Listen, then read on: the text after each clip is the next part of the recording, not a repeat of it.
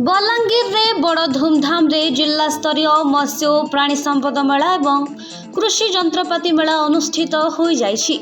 अनुष्ठित ही मेला रे राज्यर उपमुख्यमंत्री कनक वर्धन सिंहदेव योगदान करथिले और फिता काटी उद्घाटन करथिले। मंच रे उपमुख्यमंत्री सह बलांगीर विधायक कलिकेश नारायण सिंहदेव, जिला परिषद अध्यक्षा देवकी साहू, जिलापाल गौरव शिवाजी सलवार और अन्य अतिथिगण उपस्थित थिले।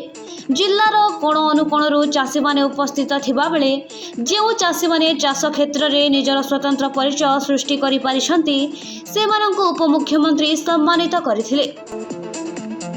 देखंतु आजि काली जेबे लेबर मिलू से समय रे कृषि को मेकेनाइज फार्मिंग आड़कू चाषी को जीवाकू पड़िबो और मेकेनाइज फार्मिंग करले जाइकरी तांकू लाभ अधिका ही पारिबो।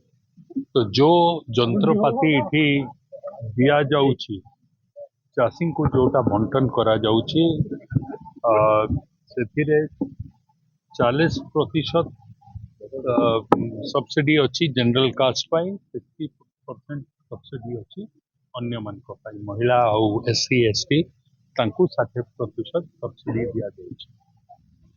कृषि जंत्रपाति जो बंटन करा जाउची सेथिरे गोटे इठी आपनकर आसीची सेठी वी प्लांटर जोटा 6 धाड़ी प्लांटेशन गोटे थर को करे, गोटे लीटर पेट्रोल रे 1 एकड़ को ट्रांसप्लांट करि पारुछि। तो लेबर कम खर्च कम रे सेटा अधिक ट्रांसप्लांटेशन करा जाई पारुछि। लोकन को चाषी को ये सबू ई मेला माध्यम रे हमें देखैबार व्यवस्था करूछु एवं तांको जो माने चाष छाड़ी करी आगे आपण माने निजे रिपोर्ट करूले चाषी आत्महत्या करले हम सरकार आसिला परे आपण आ चाषी आत्महत्या कथा कहउछन निजे निज को पछन। तो समय सह आमे जदि आगको बढ़मा आमे चाषी कर इनकम को डबल करमा एवं चाषी को मॉडर्न टेक्नोलॉजी सह तांको सामग्री जहाँ प्रोड्यूस अच्छी ताकू विदेश को मार्केट जोगे देकरी आमे सेठी आमे एबे गुटे स्टॉल को जाई आपण माने बुझिले सेठी स्ट्रॉबेरी आगलपुर रे होउछ, स्ट्रॉबेरी पटनागढ़ रे होउछ, स्ट्रॉबेरी राज्य सारा जोटा खाली पहाड़िया अंचल रे आगरे होउतला इठिकार स्ट्रॉबेरी आपनको विधायक महोदय भी टेस्ट करी करी कहले एटा बहुत मीठा अछि।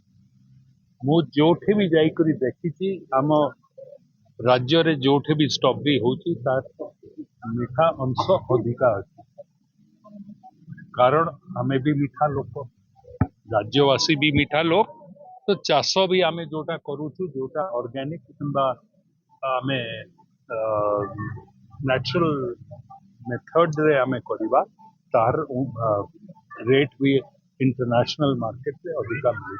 तो चाषी उपकृत होउछन्ती, चाषी आकर्षित होउछन्ती एई कृषि जंत्रपाति बोला आपण निजे कहंतु कृषि रे जदि लोक आकर्षित न होउतले तो एते अधिका धान को आड़ू आसुची। आज ओडिशा इज सेल्फ सफिशिएंट, धान चाष रे हमें सेल्फ सफिशिएंट, हमें आग अपेक्षा एबे 96,000 मेट्रिक टन धान किणुछु चाषी को। तो एटा को आगामी दिन में आउ आगको बढ़ेबा चाषी को मार्केट जोगई देबा खाली पनीपरिया रे भी आमे मार्केट जोगौछु।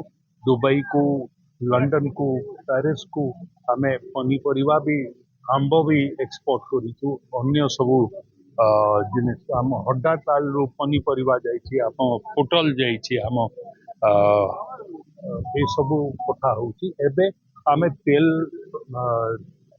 प्रोडक्शन टाको बढ़ाइबा पाई, पाम ऑयल प्रोडक्शन बढ़ाइबा पाई प्रधानमंत्री भी सब्सिडाइज करी लोकों को चारा जोगेबा व्यवस्था करिसन एवं आगामी दिन रे सेल्फ सफिशिएंट भारत को हेबार अछि।